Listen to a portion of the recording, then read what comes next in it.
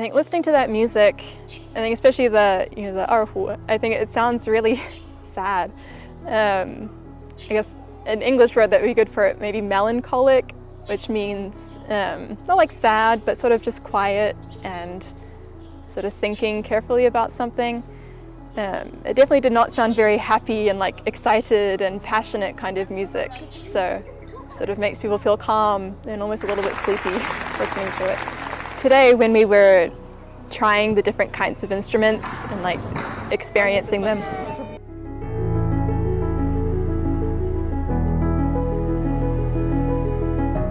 it was a very good performance.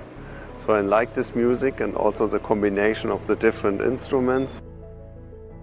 Yeah, it was very nice. It was very touching. Drums, 我很喜欢.